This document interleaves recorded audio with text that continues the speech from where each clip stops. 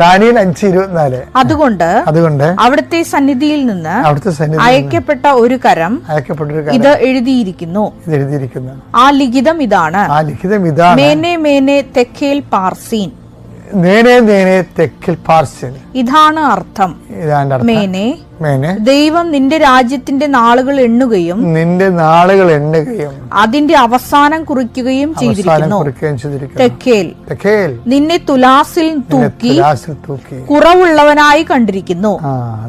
അതായത് ഞാൻ നിന്നെ തൂക്കി നോക്കി. ദൈവത്തിന് ഉള്ള അസസ്മെന്റ് ഉണ്ട്.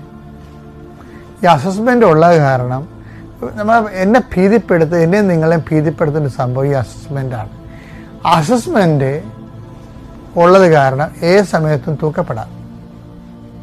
ഭാരം കുറഞ്ഞാൽ എറിയപ്പെടുകയും ചെയ്യും.